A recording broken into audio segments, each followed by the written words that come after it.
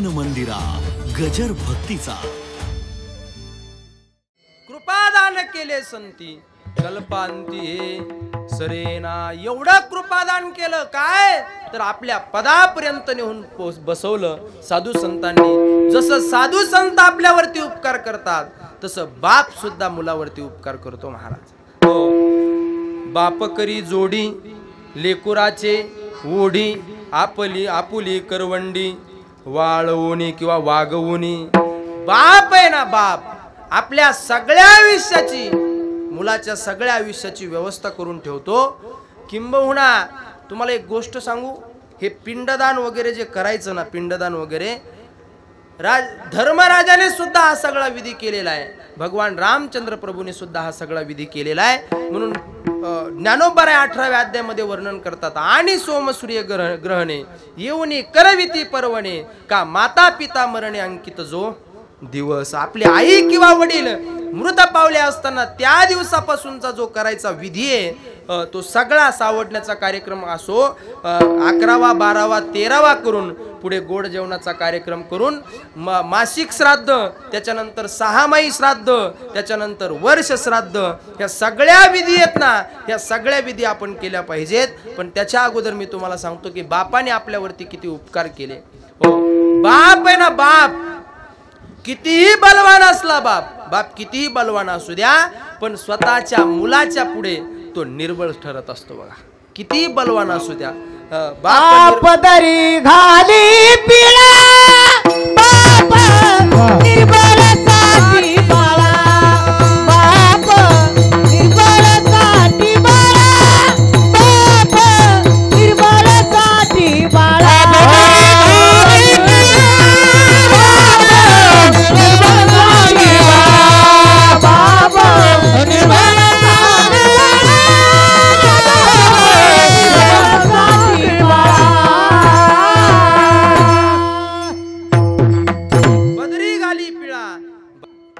झाला प्रेत रूप शरीराचा भाव लक्षेला ठाव स्मशानीचा. रडती रात्रंदिवस काम क्रोध माया मनती हाया हाया यमधर्म प्रस्तुत. कीर्तन रूपी सेवेकरता निवडलेला अभंग.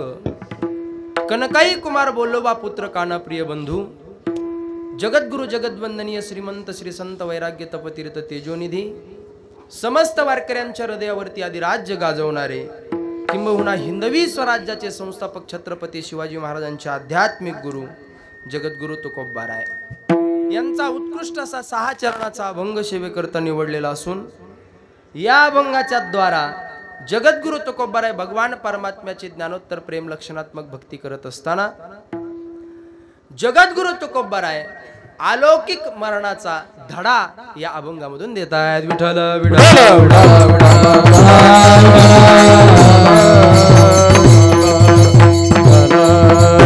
किम निमित्ताने ही सेवा आहे सर्वांना ज्ञातच आहे. अतिशय छान आता सिस्टम लागली. आता काहीच करू नका याला बरं का. नाही तर ते लावण्यात आपलं कीर्तन होऊन जाईल है का नाही. तसं म्हणले ते खालीच बसली नाही तसं ते ऐकण्यात येतं आणि त्यांना म्हणजे ते ऐकावं म्हणून तिथे एक माणूस बसवलाय ना आपला. किम निमित्ताने सेवा आहे सर्वांना ज्ञातच आहे. वैकुंठवासी तुकाराम बाप्पू कांगडे यांच्या गंगा पूजनाच्या निमित्ताने आपण या ठिकाणी एकत्रित जमलेलो आहोत. त्यांना श्रद्धांजली अर्पण करण्याकरता, आदरांजली अर्पण करण्याकरता त्यांचे सर्व स्थूल देहाचे नातेवाईक, सर्व सूक्ष्म देहाचे नातेवाईक आणि सर्व कारण देहाचे नातेवाईक, सगळेच्या सगळे नातेवाईक मंडळी या ठिकाणी उपस्थित आहेत. त्यांच्या स्थूल देहाचे नातेवाईक, त्यांचे बंधू श्री जिजाराम विठ्ठलराव कांगडे, श्री विष्णुपंत विठ्ठलराव कांगडे, श्री सकाराम विठ्ठलराव कांगडे आणि त्यांचे दोन्ही चिरंजीव, त्यामध्ये श्री हरिभक्त परायण आपल्या सर्वांना परिचितच आहेतच. श्री हरिभक्त परायण सुप्रसिद्ध मृदंग वादक युवा कीर्तनकार श्री हरिभक्त परायण आपले जयराम महाराज कांगडे उर्फ बाळू महाराज कांगडे, तसेच त्यांचा छोटा बंधू श्री एकनाथ तुकाराम कांगडे, म्हणजे त्याला आपण काय म्हणतो सगळेजण कोणत्या नावाने ओळखतो? गोट्या नावाने ओळखतो आहे का नाही. पण आता गोट्या आता मोठा झालाय. एकनाथ आणि बापूंच्या 2 मुली म्हणजे आमच्या बहिणी, दोन्ही बहिणी आणि त्यांचा संपूर्ण परिवार, आणि त्या संपूर्ण परिवार म्हणजे स्थूल देहाचे हे सगळे नातेवाईक, सूक्ष्म देहाचे नातेवाईक म्हणजे या ठिकाणी उपस्थित असलेले सर्व ज्येष्ठ श्रेष्ठ वयोवृद्ध तपोवृद्ध सर्व महाराज मंडळी, सगळेच कीर्तनकार आहेत. जवळपास सगळेच, जवळपास म्हणजे आहेतच सगळे कीर्तनकार, सगळे कीर्तनकार मंडळी या ठिकाणी उपस्थित आहेत. आणि जास्त जणांचा मेळा असला का मग सेवकाला काम सांगितलं जातं आहे की नाही. जास्त सगळे कीर्तनकार इथे येणार आहेत, सगळ्यांना माहिती होतं. म्हणून बाळू महाराजांनी आणि नानांनी मला आज्ञा दिली की तुम्हाला ही सेवा करायची आहे, म्हणून ही माझ्याकडे सेवा आलेली आहे. त्यांच्या कारण महाकारण शरीराचे नातेवाईक ज्यांची ज्यांची कीर्तनामध्ये सर्व संत मांदियाळीची प्रमाणं येणार आहेत, ते सगळीच्या सगळी संत मंडळी, हे सगळे संत मंडळी आणि सर्वजण आपण या ठिकाणी आदरांजली सुमनांजली वाहण्याकरता या ठिकाणी उपस्थित आहोत. जास्त काही वेळ न घेता आणि सगळ्यांच्या चरणावरती दंडवत करतो. आदरणीय आमचे नाना आहेत, आमचे मिसाळ शिवाजी महाराज मिसाळ नाना आहेत, आमचे गवते महाराज आहेत, श्री हरिभक्त परायण ज्यांनी गोड सुरुवात केली ते वयोवृद्ध तपोवृद्ध रावसाहेब गुरुजी या ठिकाणी आहेत. सर्व आमचे आदरणीय सर्व गुरुबंधू मंडळी, आळंदीकर गुरुबंधू मंडळी तेही या ठिकाणी उपस्थित आहेत. धुराजी महाराज आहेत आणि मी ज्यांच्या बरोबर आलो ते माझे परमस्नेही जिवलग मित्र आमचे आदिनाथ महाराज गलधर तेही या ठिकाणी उपस्थित आहेत. त्यांचेच बंधू का पुतणे, यांचे पुतणे म्हणजे ते तसं वाटत नाही ते, पण यांचे पुतणे श्री हरिभक्त परायण आमचे गलधर महाराज तेही या ठिकाणी उपस्थित आहेत. आणि आमचे आदरणीय सर्वच महाराज मंडळी आहेत. आणि अतिशय गोड आणि थोडक्यात अभंग मोठा घेण्याचं कारण आहे सगळेच महाराज मंडळी, सगळ्या महाराज मंडळींना एक एक तरी प्रमाण आलं पाहिजे म्हणून तो अभंग निवडलाय. आणि त्या दृष्टीने आपण अतिशय छान याच्यावरती चिंतन करणार आहोत. फक्त सर्वांनी सर्वांगाचे कान करून लक्ष देण्याची गरज आहे. विठ्ठल विठ्ठल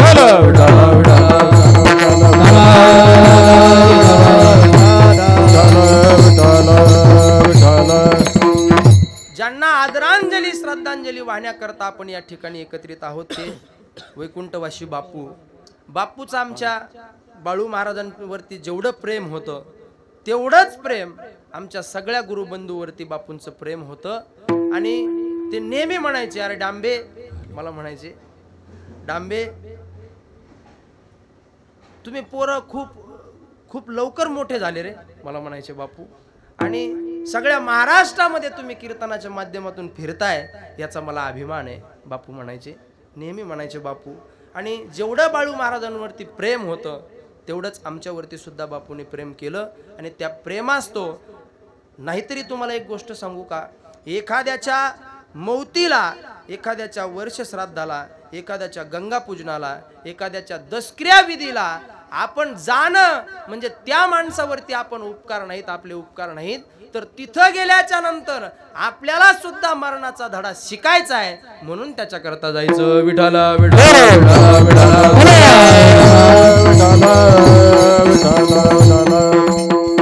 आणि त्यांच्या दोन्ही मुली म्हणजे आमच्या ताई, त्या दोन्ही ताईंच्या आमच्यावरती असलेलं संपूर्ण कुटुंबावरती असलेलं प्रेम.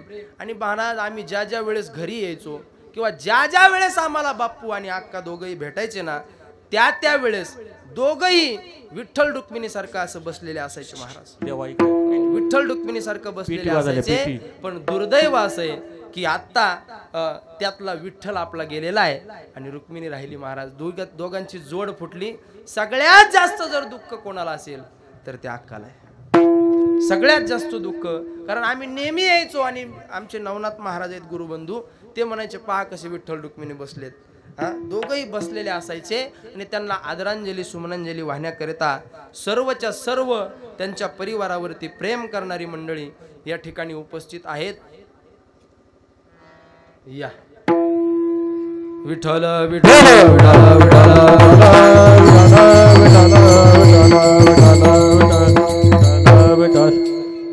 आणि आपण हा सगळा उद्योग करतो, हा सगळा कार्यक्रम करतो.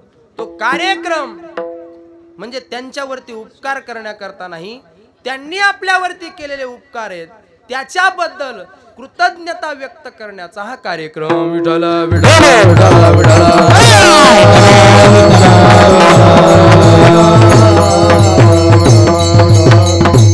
आपल्या आई वडिलांचे आपल्यावरती एवढे उपकार असतात की आई वडिलांनी उपकार केलेले आपण सांगू शकत नाही.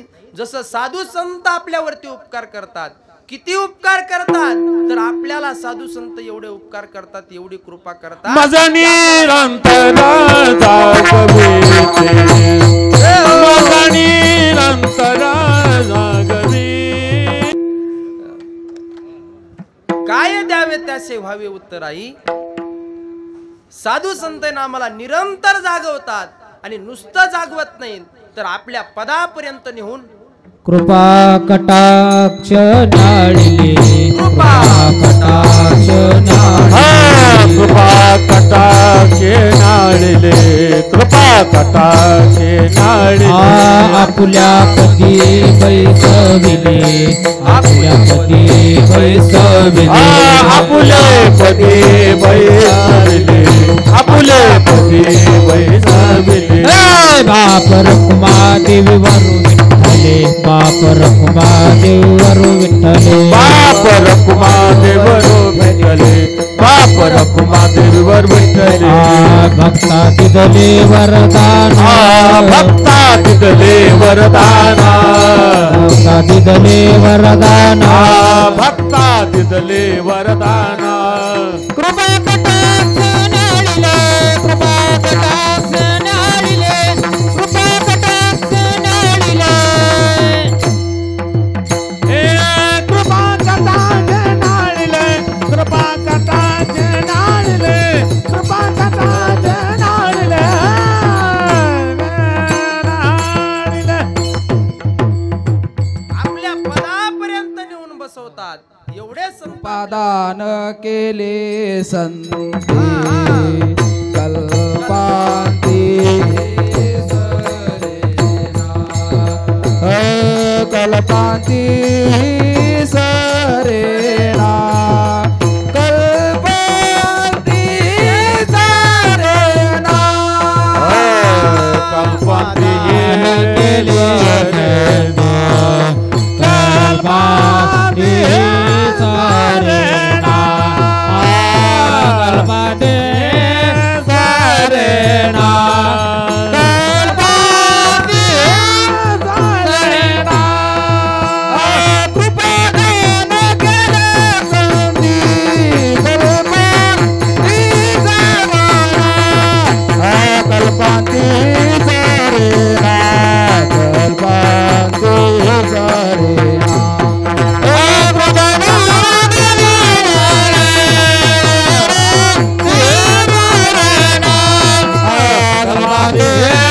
सरेणा, कल्पांती सरेणा. बाप निर्बळसाठी बाळा, किती बलवान बाप असू द्या महाराज, पैलवान बाप असू द्या, हिंद केशरी असू द्या, पण तो बाप जर घरी आला तर घरी आल्याच्या नंतर जर लहान मुलाने त्या बापाच्या जर शर्टाला धरून खाली ओढलं ना महाराज, कितीही मोठा हिंद केशरी असू द्या, पोराने पदर ओढल्याबरोबर किती बलवान असलेला बाप खाली बसतो आणि आपल्या मुलाला मोठेपण देतो.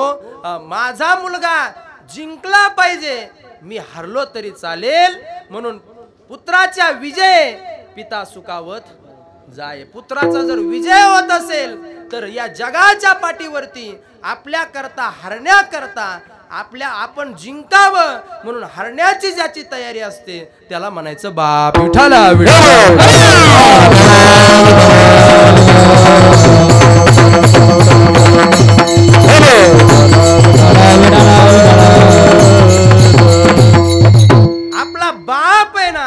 आपल्या सगळ्या जन्माची सगळ्या जीवनाची व्यवस्था करून ठेवतो त्याला म्हणायचं बाप. पण जे सगळ्यात सत्य आहे, सगळ्यात शेवटी सत्य जे आहे ना ते आहे मरण. काय सगळ्यात सत्य जर कोणता असेल या जगामध्ये, सगळं जग खोट आहे आणि जर सत्य काय असेल या जगामध्ये ते म्हणजे मरण आहे. मरण आहे. जन्म खोटा आहे, जन्म खोटा आहे, पण मरण सत्य आहे. आणि प्रत्येकाची सत्याकडे जाण्याची धाव असते बघा. प्रत्येकाची सत्याकडे जाण्याची धाव असते. आणि जन्म तर आपल्याला आढळच आहे. या जगामध्ये दोन गोष्टी आढळ आहेत, जन्म आणि मृत्यू. जातस्य हि ध्रुव मृत्यू ध्रुवम जन्म मृतस्य च तस्मात् परिहार्यते नत्वं स्वचितु मरसी. उपजले ते नासे नासिले ते पुनरपि दिसे. हे घटिका यंत्र जैसे परिभ्रमेगा. हे जग आहे ना जग, हे घड्याळीच्या काट्याप्रमाणे मारा. 12 वरचा काटा 6 वरती जातो. 6 वरती का जातो तर त्याला पुन्हा 12 वरती जायचं असतं, पुन्हा 12च्या आकड्यावरती जायचं असतं. म्हणून हा काटा आहे ना तो फिरत राहतो महाराज. काय होतो? फिरत राहतो. जन्म आणि मृत्यू ह्या दोन सीमा आहेत आणि या दोन सीमेच्या मध्ये जन्मापाठी जन्म मरणापाठी मरण. तो संगे घेऊन आला, दोरीत संगे घेऊन आला. जन्मापाठी मरणापाठी मरण.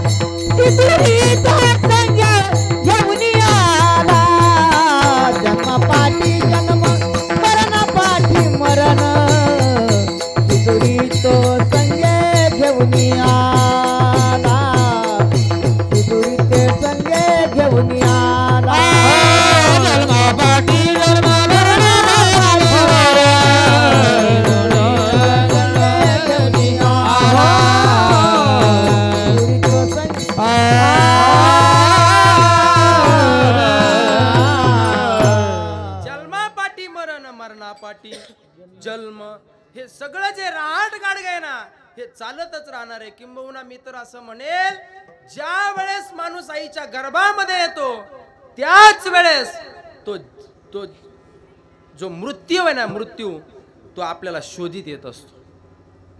ज्ञानोबा राय म्हणतात, मृत्यू उदराच्या परिवरी गर्भ घेऊशीत जाय. तो गर्भाला सापडीत जातो. कोण कोण? काळ. काळ मृत्यू तो आपल्याला सापडत जातो. आणि एक गोष्ट सांगू, आपली काळ आहे ना, काळ क्षणाक्षणाला घडोघडी काळ वाट याचे बाळ. घडोघडी काळ वाट याचे बाळ. घडोघडी काळ वाट याचे बाळ. घडोघडी काळ वाट याचे बाळ.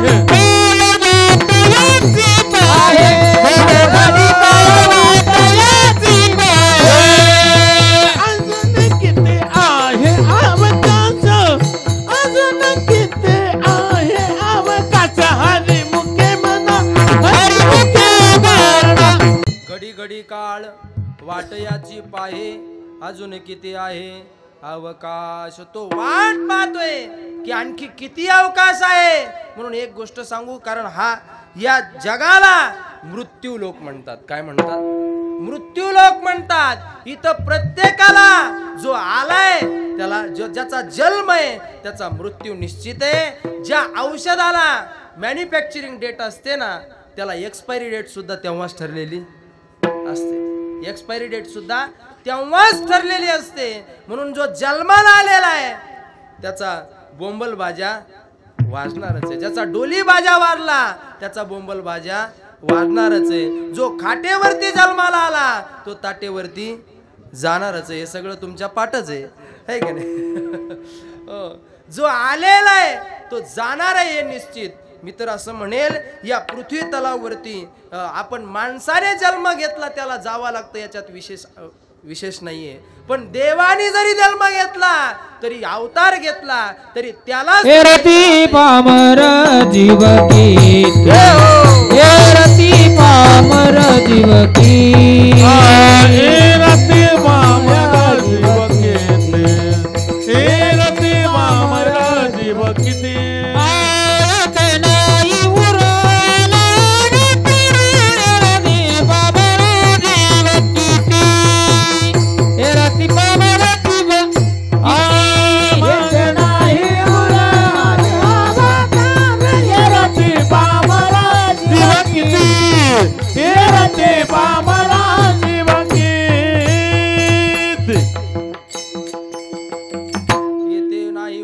अवतार एरते पामर जीव किती. ज्याने अवतार घेतला ते सुद्धा या ठिकाणी राहिले नाहीत किंवा त्यांना सुद्धा राहता येत नाही,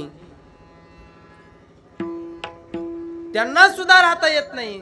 मग तुमची आमची काय कथा आहे का नाही? प्रत्येकाला जावंच लागणार आहे. हा या जगाचा, या मृत्यू लोकाचा अबाधित सिद्धांत आहे की आलेल्याला जावं लागतं. पण जात असताना मृत्यू हा दोन प्रकारचा असतो. एक लौकिक मरण आहे आणि एक अलौकिक मरण आहे. हो, आपण जन्म आपल्या हातामध्ये नाही. कोणाच्या घरी घ्यावा, श्रीमंताच्या घरी घ्यावा का गरीबाच्या घरी घ्यावा हे आपल्या हातामध्ये नाही. पण आपल्याला कसं मरायचं, काय होऊन मरायचं हे मात्र आपल्या हातामध्ये. म्हणून या मृत्यू दोन प्रकारचा आहे. एक लौकिक मरण आहे आणि एक अलौकिक मरण आहे. तुम्ही आम्ही सुद्धा या जगामधून जातो महाराज, पण आपलं जे मरण आहे ते लौकिक दृष्टीने आहे. आणि साधू संत म्हणतात आम्ही मरणाला आहे ना, म्हणून या जगामध्ये मरणाला दोनच माणसं भीत नाहीत बघा. एक तर भगवत भक्त मरणाला भीत नाही आणि दुसरी मरण माझे मरोनी गेले, मरण माझे मरोनी गेले, मरण माझे मरोनी गेले, मरण माझे मरोनी गेले, मरण माझे मरोनी गेले, मरण माझे मरोनी गेले, गेले मरण माझे मरोनी गेले, मरण माझे मरोनी गेले, मज केले मज केले थांब पुसिले बुड पुसिले, थांब पुसिले बुड पुसिले, मज केले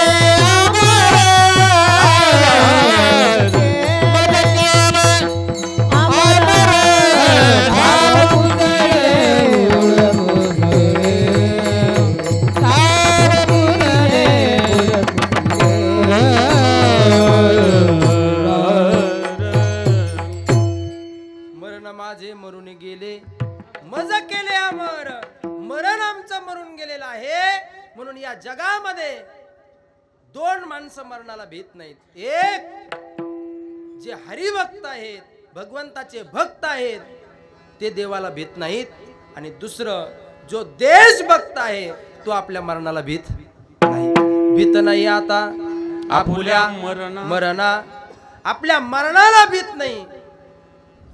काय दुःख होते जना न देखवे, फक्त एवढंच त्यांना वाटतं की आम्ही ज्या दृष्टीने मरणाला पाहिलं त्या दृष्टीने या लोकांनी मरणाला पाहावं. मरण हे वाईट गोष्ट नाहीये महाराज, मरण वाईट गोष्ट नाही. उलट मरणामध्ये जो आनंद आहे तो जन्मामध्ये सुद्धा नाही आणि जगण्यामध्ये सुद्धा नाही.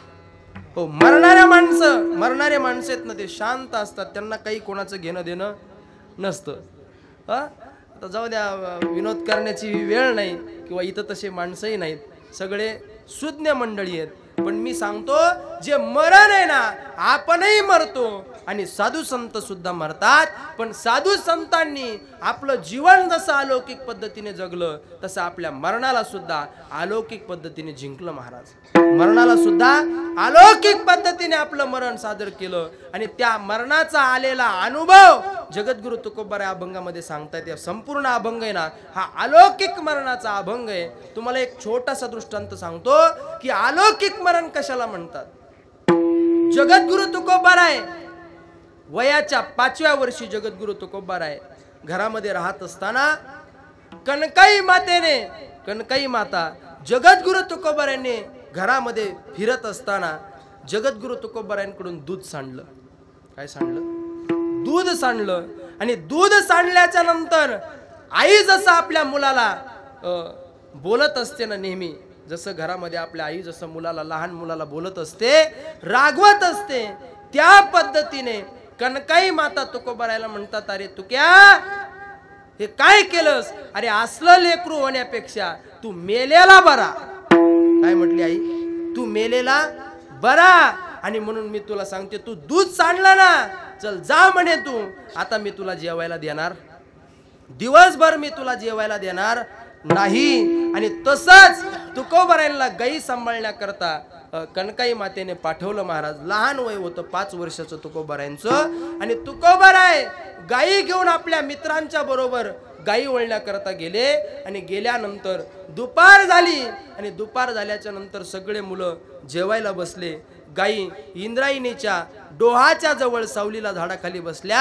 आणि ज्या वेळेस सगळे मुलं जेवायला बसले, सगळ्या मुलांनी आपले आपले डब्बे आणले होते, सगळ्या मुलांनी आपल्या आपल्या भाकरी आणल्या होत्या बांधून, सगळ्यांनी आपल्या आपल्या भाकरी सोडल्या. आणि सोडल्यानंतर तुकोबाराय ज्या वेळेस साईडला बसले होते त्यावेळेस सगळे मुलं तुकोबारायकडे पाहिले आणि तुकोबारायला म्हटले, अरे तुका चल जेवायला, तुझ्या आईने तुला डब्बा दिला नाही ना, काळजी करू नको, आम्ही आहेत.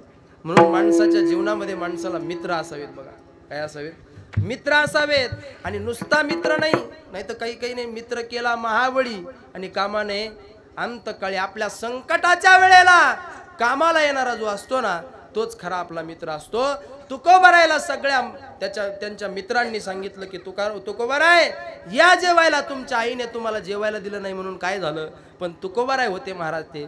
तुकोबाराय म्हटले, अरे मी तुमच्यासोबत जेवलो असतो पण मला जेवायला आज माझ्या आईने दिलं नाही ना, म्हणून माझी आई सुद्धा सकाळपासून उपवाशी असेल, माझी आई सुद्धा मला जेवायला दिलं नाही ना म्हणून माझी आई सुद्धा उपवासी असेल. आणि मी आईला जेवू घातल्याशिवाय मी जेवणार नाही, मी जेवणार नाही, म्हणून मी तुमच्यासोबत जेवू शकत नाही, कारण माझी आई सुद्धा घरी उपवासी असेल. ती मी जेवल्याशिवाय किंवा मला जेवू घातल्याशिवाय तिला एक सुद्धा घास तिच्या गळ्याच्या खाली उतरणार नाही, म्हणून मी जेवणार नाही.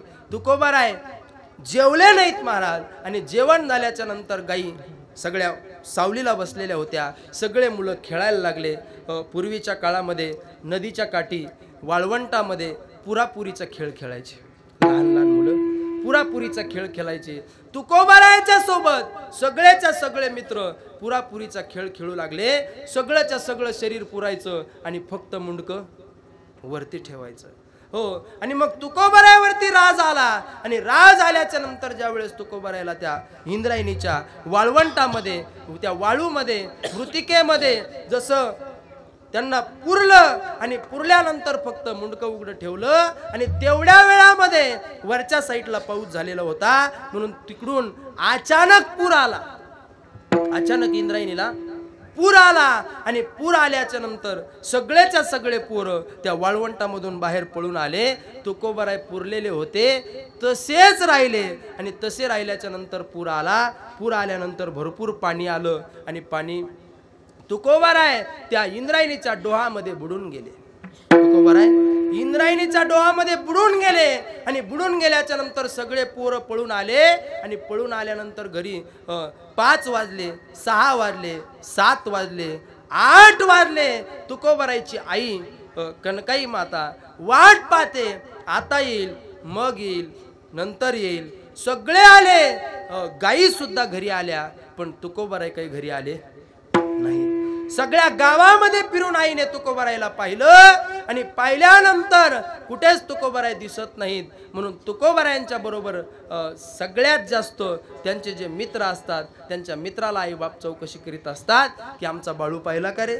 बाळू म्हणजे हा बाळू नाही, आमचा मग तसे सगळ्या कनकाई माता सगळ्या मुलांच्या घरी गेल्या आणि सगळ्या मुलांच्या घरी गेल्याच्या नंतर विचारतात की अरे माझा तुका तुम्ही पाहिला का? त्यावेळेस सगळ्या पोरांनी सांगितलं. त्यांनी एक विचार करून ठेवला होता की तुकोबारायच्या आईने जर आपल्याला विचारलं तर मला माहिती नाही असं सांगायचं.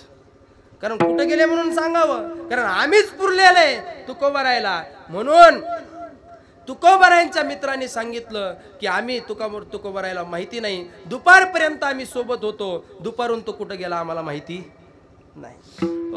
रात्रीचे 9-10 वाजले आणि 10 वाजल्याच्या नंतर आईला मग दम निघेना गेला आणि आई रडत रडत त्या पोरांच्या कडे गेली परत आणि त्या पोरांना म्हणले तुमच्या पाया पडू का? माझा तुका कुठे सांगा, तुमच्या पाया पडते मी आता जर माझ्या तुकाला नाही भेटले तर मी दिवसभर जेवण केलं नाही याचं मला दुःख नाही, पण माझ्या तुकाला मी सकाळी उपवासी गाई चारण्याकरता पाठवलं. दिवसभर माझं पोरग कुठं असेल मी या विचाराने मी अन्नाचा कण सुद्धा घेतला नाही. सांगा माझा तुका कुठे? आणि त्यावेळेस मग त्या पोरांनी सांगितलं तुमच्या तुक्या मेला. काय केलं? तुमचा तुक्या मेला. आणि मेला म्हटल्याबरोबर धाय मोकलून ती कनकाई माता रडायला लागली. आणि कुठे मेला, काय मेला, कसं झालं, सगळा प्रकार त्या पोरांनी सांगितला. आणि सगळा प्रकार सांगितल्याच्या नंतर ज्या वेळेस कनकाई माता इंद्रायणीच्या डोहाच्या जवळ गेल्या, इंद्रायणी जवळ गेल्या आणि गेल्याच्या नंतर मोठमोठ्याने कनकाई माता तुकोबाऱ्याला हाक मारायला लागली. तुक्या म्हटल्याबरोबर तुकोबाराय इंद्रायणीच्या डोहावरून त्या पाण्यावरून चालत आले. महाराज काय आले? इंद्रायणीच्या डोहावरून चालत आले. आणि चालत आल्याच्या नंतर तुकोबारायची आई म्हणते अरे तुक्या, सगळे पोरं म्हणत होते तू तर मेलास. तुकोबाराय म्हणत होते आई मी मेलो होतो ना, मी मेलोच होतो. आणि तू कसा मग मेला होतास तरी सुद्धा कसं काय इंद्रायणीवरून चालत आलास रे तू का? त्यावेळेस तुकोबारायांनी सांगितलं आई आला होता गेला पूर धरीला धीर जीवनी. हो पूर आला होता, मी पाण्यामध्ये गाडल्या गेलो होतो, मी मेलो होतो, पण मी माझं प्रत्यक्ष माझं मरण पाहिलं.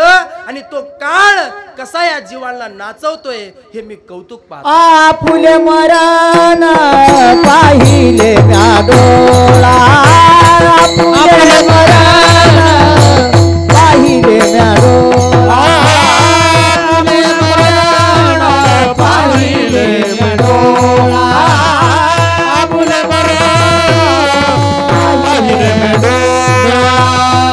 सुधाला सोहळा सुखरूप, स्वतःला सोहळा अनुपम्य, आपुले मरण पाहिले म्या डोळा, आपुले मरण पाहिले म्या डोळा. मी मेलो होतो, पण मी माझ्या मरणाला माझ्या स्वतःच्या डोळ्याने पाहिलं. आणि माझ्या मरणाचा सोहळा मी जिवंत असताना अनुभवला. म्हणून तर तुकोबाराय म्हणू शकतात पिंड पदावरी, पिंड पदावरी, पिंड पदावरी.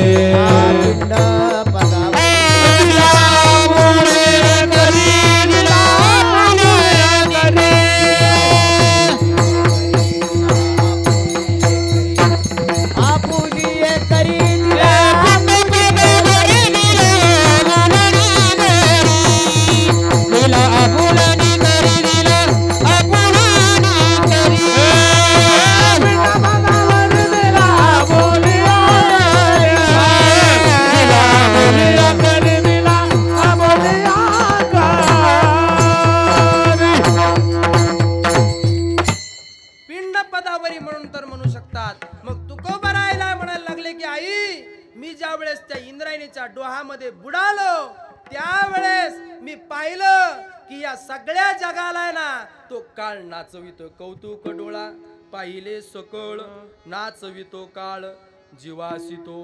सगळा जो काळ आहे ना या सगळ्या लोकांना नाचवतोय आणि तो नाचवणारा काळ आहे. त्या काळाच्या डोक्यावरती पाय मी दिला आई आणि म्हणून मी त्या काळाला हरवलं. आणि माझं मरण आहे ना, माझं मरण मी माझ्या मरणाचा सोहळा केला. काय केला? मरणाचा सोहळा अनुभवला. माझ्या डोळ्याने मी माझं मरण पाहिलं. मरणा मरण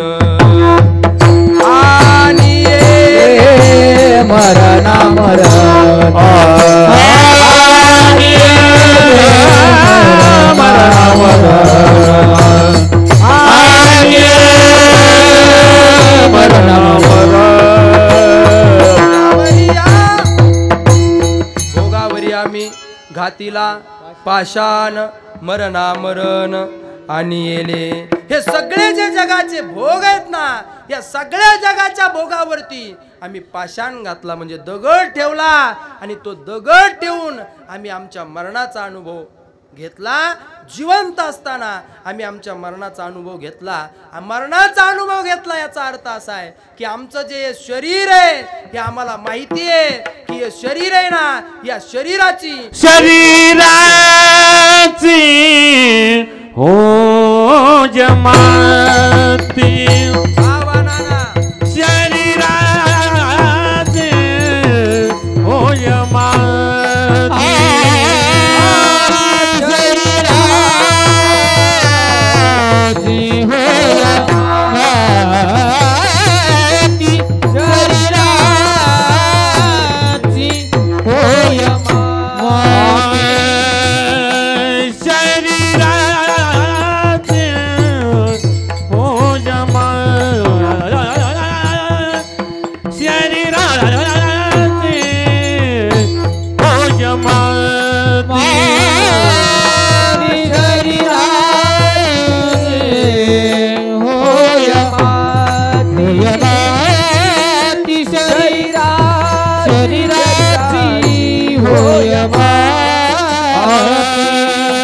कोणी नाही रे सांगत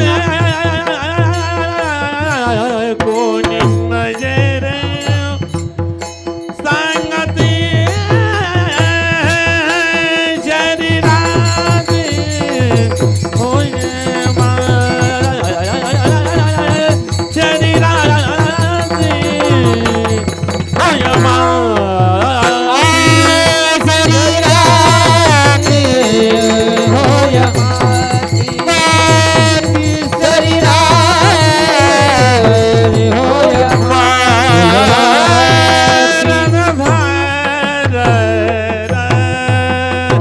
शरीराची होय माती. तुकोबाराय म्हणतात अगं आई मी या सगळ्या गोष्टीचा अनुभव घेतला. मग तुकोबारायची आई म्हणते अरे तुका तू आता मरणार नाही का? त्यावेळेस तुकोबाराय म्हणतात छे छे मरणाहाती सुटली काया. माझी जी काय आहे ती मरणाच्या हातामध्ये मी सोडून दिली आणि हा जो सगळा अनुभव आहे म्हणून तुकोबाराय म्हणतात माझ्या शरीराविषयी जो माझा भाव आहे ना तो भाव कसा झाला